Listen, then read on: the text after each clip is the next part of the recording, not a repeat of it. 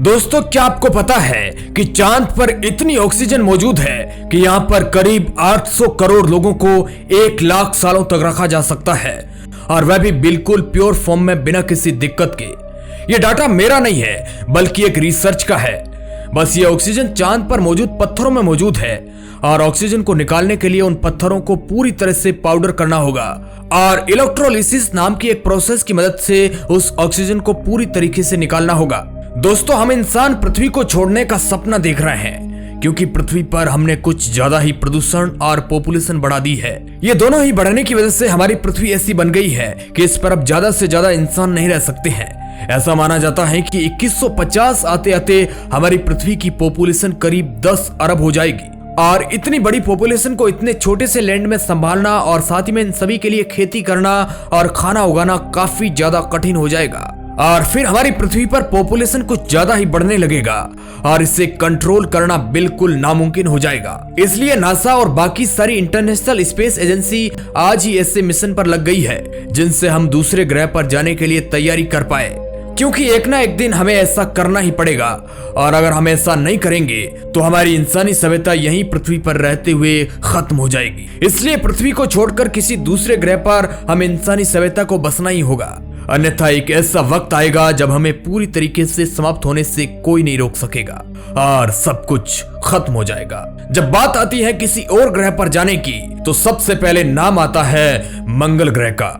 और मंगल ग्रह पर सिर्फ नासा ही नहीं बल्कि कई सारी प्राइवेट स्पेस एजेंसी भी काम कर रही है, जैसे एलोन मस्क की SpaceX company. Elon Musk एक अरबपति आदमी है जिनका कहना है कि वह इंसानों को मंगल ग्रह पर 2024 तक ले जाएंगे, और 2050 तक वह मंगल ग्रह पर करीब 10 लाख इंसानों की आबादी बना देंगे। लेकिन मंगल ग्रह तो फिर भी हमसे काफी ज्यादा दूर है। इससे पास तो हमारा चांद ही है, और चांद पर हम बहुत आसानी से मून बेस बनाकर इंसानों को जीवित रख सकते हैं। तो आज के इस वीडियो में हम आपको इसी मून बेस के बारे में बताने वाले हैं, तो दिल थाम कर बैठिए, क्योंकि आज हम जाने वाले हैं चांद पर। तैयार हो जाइए अपना बोरिया बिस्तर बांधकर, क्योंकि इस वीडियो के आखिर तक हम चांद पर ही रहने वाले हैं। मैं हूं आपका दोस्त सुरेश सांचोरी, और आप रहस्य टेलीविजन यूट्यूब चैनल देख रहे हैं। तो चलिए लेट्स स्टार्ट। अब चांद पर जाने के लिए हम मिशन को लगभग अभी से 40 अरब डॉलर में सिर्फ 10 साल के ही समय में कर सकते हैं। लेकिन अगर हम यही मिशन मंगल ग्रह पर करने की कोशिश करते हैं तो हमें काफी ज्यादा लंबा समय लगेगा,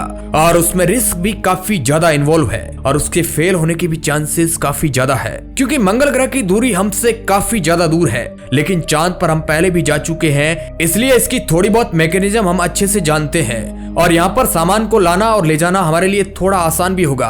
अब आपके दिमाग में ये सवाल आ सकता है कि अगर ये इतना अच्छा आइडिया है तो हम इसे कर क्यों नहीं रहे हैं? तो इसका सीधा सा उत्तर है क्योंकि गवर्नमेंट ऐसे लॉन्ग टर्म प्रोजेक्ट में इंटरेस्टेड नहीं है। गवर्नमेंट सिर्फ अपने फायदे के लिए ही काम कर रही है, जिसकी वजह से ऐसे इंपॉर्टेंट प्रोजेक्ट को नहीं उठाया जा रहा है। लेकिन मान लेते हैं कि अगर हम ऐसे प्रोजेक्ट शुरू कर पाते हैं तो इसके लिए क्या क्या करने की जरूरत पड़ेगी और ये कैसे होगा। चांद भले ही जितना ज्यादा सुंदर क्यों ना हो, लेकिन असलियत में ये काफी ज्यादा डरावना है, क्योंकि इसके टेम्परेचर हमारी पृथ्वी से करीब 300 डिग्री सेल्सियस के आसपास डिफर करते हैं, और ये दोनों माइनस और प्लस का डाटा है। वैज्ञानिकों का आकलन है कि चांद पर दिन के दौरान अत्यधिक तापमान 127 डिग्री सेल्सियस के आसपास है, जबकि रात का तापमान 0 से 183 डिग्री सेल्सियस तक नीचे पहुंच सकता है। इसका मतलब ये हुआ कि यहाँ पर रहने के लिए हमारे पास टेम्परेचर से बचने के लिए कोई बहुत अच्छी टेक्नोलॉजी होनी चाहिए। सिर्फ इतना ही नहीं, यहाँ पर कॉस्मिक रेडिएशन का भी काफी ज्यादा खतरा रहता है, क्योंकि चांद के पास वायुमंडल नहीं है। वायुमंडल ही हमें कॉस्मिक रेडिएशन से बचाता है,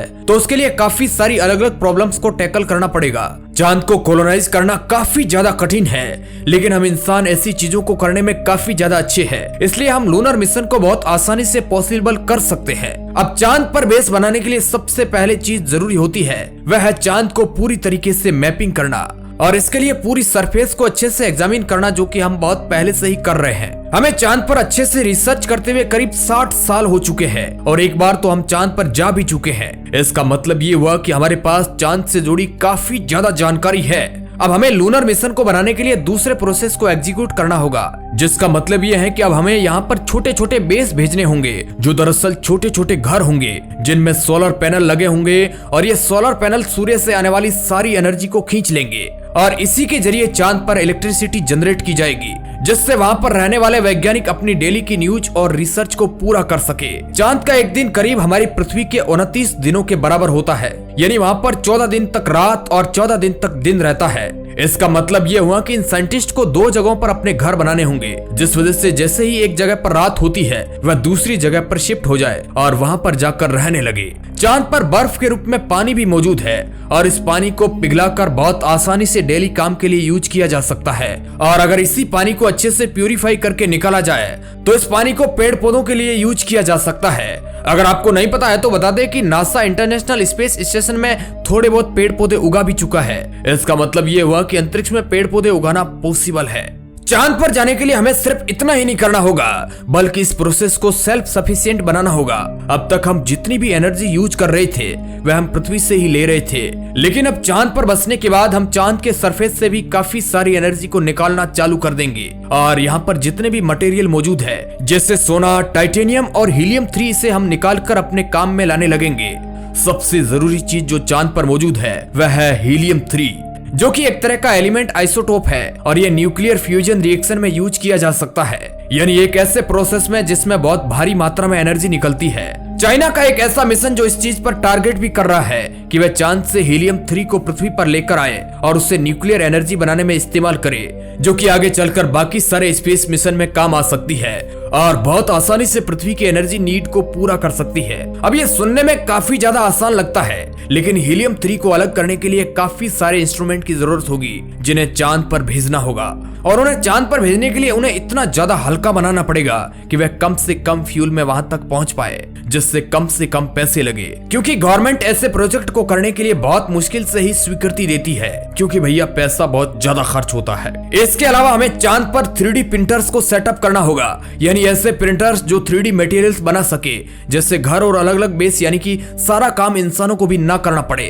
और पूरी तरह से हम रोबोट पर ही डिपेंड हो जाए और रोबोट ही वहां पर चीजों को संभाले, क्योंकि इंसानों को चांद पर रहना और वहां पर इतने सारे कामों को करना पॉसिबल नहीं है। और ऐसा इसलिए है क्योंकि चांद का टेम्परेचर और वातावरण हम इंसानों के लिए अनुकूल बिल्कुल भी नहीं है। मैकेनिकल रोबोट्स को तो किसी भी कंडीशन में कंट्रोल करके उन्हें काम में लगा सकते हैं, लेकिन इंसानों के साथ ऐसा नहीं हो सकता। इसलिए हमें 3D प्रिंटर्स की अच्छी टेक्नोलॉजी की काफी ज्यादा जरूरत पड़ेगी। ये प्रोसेस धीरे धीरे चल रहा है, वरना नासा 2024 तक एक ऐसा मिशन करने वाला है जिसमें वह इंसानों को चांद पर भेजेगा, और ये इंसान चांद पर सिर्फ वापस आने के लिए नहीं जाएंगे, बल्कि वहीं पर बस जाएंगे और मून बेस की तैयारी करेंगे। इंसानों को बीच बीच में वापस भी बुला लिया जाएगा और ये प्रोसेस ऐसे ही चलता रहेगा। सबसे पहले ऐसा माना जाता है कि मून बेस पर करीब 12 लोगों को भेजा जाएगा, क्योंकि 12 से ज्यादा लोगों को भेजने के लिए काफी ज्यादा एनर्जी और खाना पानी की जरूरत पड़ेगी, जो शुरुआत में इंतजाम करना थोड़ा बहुत कठिन होगा। लेकिन जैसे जैसे टेक्नोलॉजी बढ़ती जाएगी और जैसे जैसे हम चांद को और अच्छे से जानते जाएंगे और जैसे जैसे मून बेस को हम सेट करते जाएंगे, वैसे वैसे ये संख्या और भी ज्यादा बढ़ती जाएगी। और एक दिन ऐसा आएगा जब चांद पर भी करीब 10 लाख लोगों की पॉपुलेशन रह रही होगी। हम चांद पर कॉलोनाइजेशन करने को बिल्कुल एक प्रैक्टिस मिशन की तरह देख सकते हैं, ताकि हम मंगल ग्रह पर आसानी से मिशन कर पाए। अगर हम डायरेक्टली ही मिशन मंगल ग्रह पर करते हैं तो जो भी दिक्कतें होगी वह हमें काफी ज्यादा महंगी पड़ेगी, क्योंकि चांद पर चीजों को ले जाना और लाना थोड़ा बहुत सस्ता है, लेकिन मंगल ग्रह पर ऐसा नहीं है। वहाँ पर जो भी चीज जाती है उसे जाने में करीब 7 महीनों का समय लगता है, और उसके बाद अगर वह चीज पूरी तरीके से खराब निकलती है तो नासा के वैज्ञानिकों को फिर से पूरा सेटअप करना पड़ता है। लेकिन चांद पर ऐसा नहीं है। चांद पर बहुत आसानी से 11 घंटे के अंदर सारे मटेरियल को भेजा जा सकता है और ये पता लगाया जा सकता है कि उसमें क्या दिक्कत है, और फिर उस दिक्कत को सुधार कर बहुत आसानी से चीजों को वापस ठीक किया जा सकता है। इसलिए चांद पर सबसे पहले इंसानी कॉलोनी बनाना काफी ज्यादा बेनिफिशियल होगा, और हमें इससे पता चलेगा कि आगे चलकर इंटरप्लानेटरी होने में हमें क्या दिक्कतें फेस करनी पड़ सकती है। अब इस मुद्दे के बारे में आप क्या सोचते हैं? क्या हम इंसान चांद पर कॉलोनी बना पाएंगे? अपनी राय हमें कमेंट बॉक्स में जरूर दीजिएगा, और तब तक रहिएगा सतर्क और सावधान। वीडियो के अंत तक बने रहने के लिए आपका बहुत बहुत धन्यवाद।